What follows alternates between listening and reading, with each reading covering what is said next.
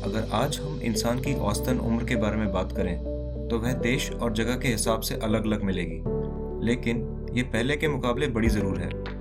इसका रीज़न उच्च स्तर की मेडिकल फैसिलिटीज़ का होना है, लेकिन इसमें खुश होने वाली कोई भी बात नहीं है। मुझे आप खुद बताएं, क्या आप 70 से 80 साल तक दवा और हॉस्पिटल के चक्कर लगाते हुए बिताना चाहेंगे, या फिर एक स्वस्थ, तंदुरुस्त और चुस्त शरीर के साथ? और अगर मैं कहूँ कि यह पॉसिबल है और इसके साथ आप सिर्फ 70 या 80 साल ही नहीं बल्कि इससे कहीं और ज़्यादा भी जी सकते हैं, वो भी स्वस्थ और तंदुरुस्त, वो कैसे? आइए इस किताब के माध्यम से जानते हैं।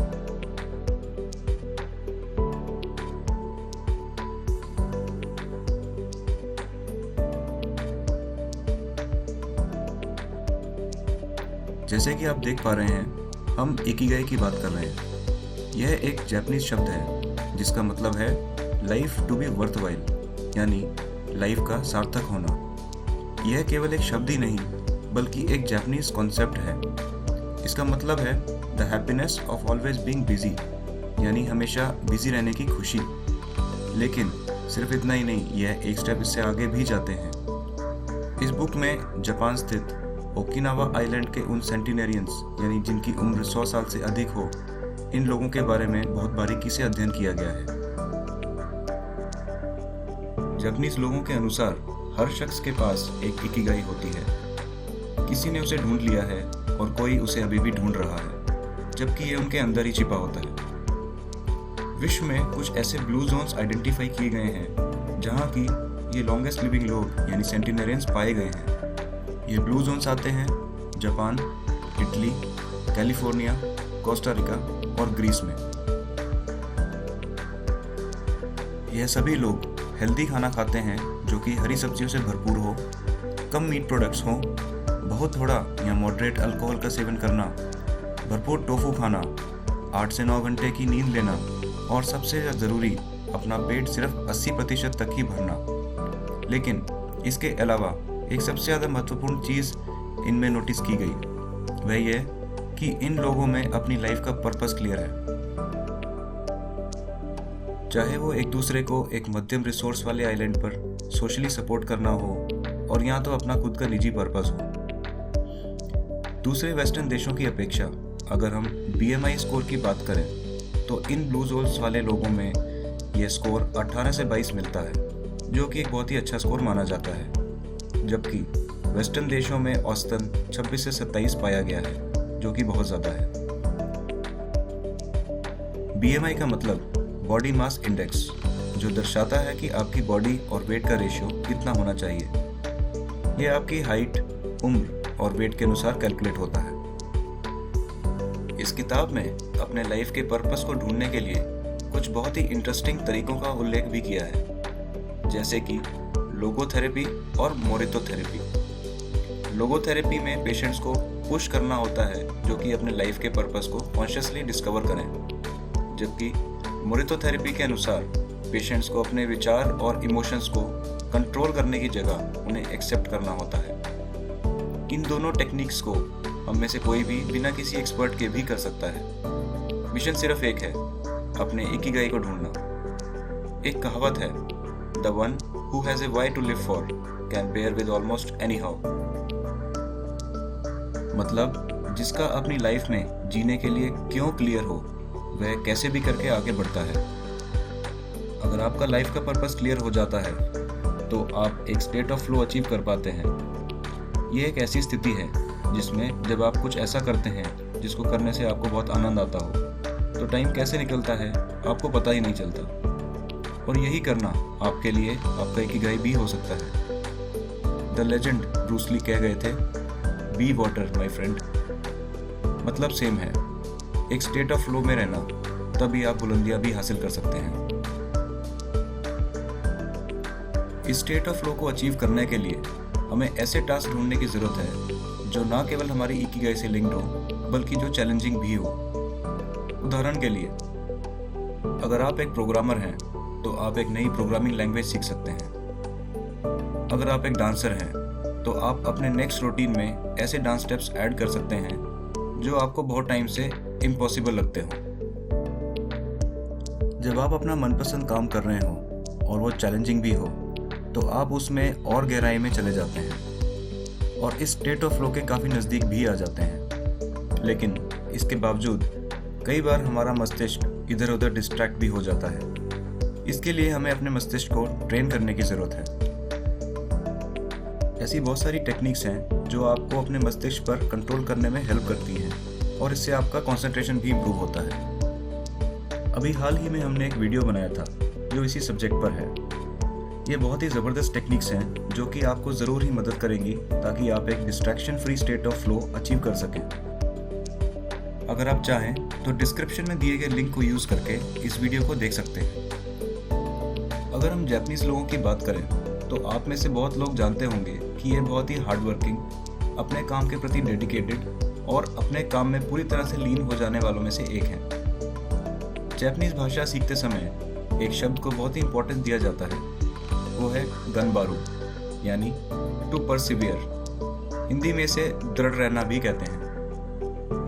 आप अगर किसी भी आर्टिस्ट, इंजीनियर या इन्वेंटर को देखें तो इनमें एक चीज़ कॉमन दिखेगी। ये सभी लोग अपने इकिगाई के साथ फ्लो में काम करने की इम्पोर्टेंस को जानते हैं।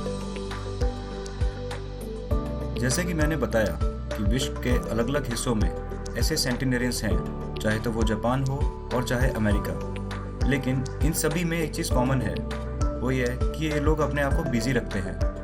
Of course healthy eating habits maintain भी करते हैं, लेकिन साथ में वर्तमान में जीते हैं, ना कि अपनी पास्ट या फ्यूचर की चिंता में लगे रहें। और ये लोग अपने आप को सीखने से कभी भी रोकते नहीं हैं, चाहे उनकी उम्र कुछ भी हो।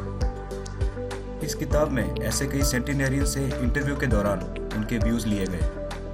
किसी ने बताया कि चिंता मत करें और जब भी किसी से मिलें अपने चेहरे पर एक भीनी सी मुस्कान के साथ ही मिलें। अगर आप ऐसा करेंगे तो लोग आपसे और मिलना चाहेंगे। अपने आप में अच्छी आदतें यानी हैबिट्स को डेवलप करें। सुबह जल्दी उठें, मॉर्निंग वॉक करें, पेड़ पौधों के साथ टाइम स्पेंड करें या गार्डनिंग करें। ऑब्जेक्टिव एक है, अपने आप को बिजी और अलर्ट रखना। जब आपका शरीर और मस्तिष्क अलर्ट रहता है तो आपकी उम्र अपने आप बढ़ने लगती है। शरीर में बनने वाले फ्री रेडिकल्स कम रिलीज होते हैं जो कि उम्र बढ़ाने का काम करते हैं। नियमित रूप से एक्सरसाइज करें जो कि आपके शरीर के अनुसार हो। हर रोज़ अपने फ्रेंड्स और सोशल सर्कल में एक्टिव रहें, इससे आपका स्ट्रेस लेवल रिड्यूस होता है। अगर हम खासकर ओकिनावा के लोगों के खान पान की बात करें तो यह लोग वेजिटेबल्स, सोयाबीन, स्वीट पोटैटो शकरकंदी, प्याज, गोभी, टोफू, फिश, सीवीड्स और अलग अलग तरह के ग्रेन्स का भरपूर प्रयोग करते हैं।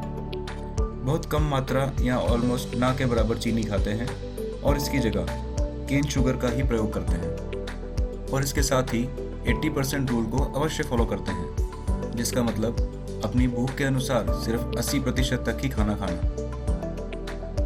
इसका सबसे सरल तरीका है कि अपनी डेजर्ट या स्वीट डिश को स्किप करना या बहुत ही कम प्रोपोर्शन में लेना। यह लोग स्टार्टर्स और मेन कोर्स पे विश्वास नहीं करते, सिर्फ एक बार खाना लेना और वो भी छोटी प्लेट में खाना, ये इनका खाने का तरीका है। इस किताब में एक बहुत ही इंटरेस्टिंग चीज़ का भी उल्लेख किया गया। ब्लू जोन्स पर किए अध्ययन में यह भी निकल के आया कि वो लोग जो सबसे ज़्यादा जीते हैं ज़रूरी नहीं कि सबसे ज़्यादा एक्सरसाइज करने वालों में से हो, लेकिन ये लोग सबसे ज़्यादा मूवमेंट करने वालों से एक ज़रूर हैं। खूब चलना, सोशली एक्टिव रहना, बाहर जाकर एंजॉय करना, गार्डनिंग करना, ये इनकी खूबियाँ बताई गई हैं। सीक्रेट सिर्फ एक है, हमारा मेटाबॉलिज्म यानी शरीर की पाचन क्रिया। हमारा मेटाबॉलिज्म 90% तक कम हो जाता है जब हम लगातार 30 मिनट या आधे घंटे तक बैठे रहें, और लगातार 2 घंटे तक बैठने पर हमारी बॉडी का गुड कोलेस्ट्रॉल 20% तक गिर जाता है। तो अगर हम इस साइकिल को तोड़ना चाहते हैं तो हमें बस 5 मिनट के लिए मूवमेंट में आना ही काफ़ी है। इससे हमारा बॉडी का डाइजेशन साइकिल एक्टिव रहता है, चाहे जॉगिंग हो या वॉकिंग या तो योगा और या फिर ताई ची। ये सब तरीके हैं जिससे आपकी बॉडी मूवमेंट में आ सके।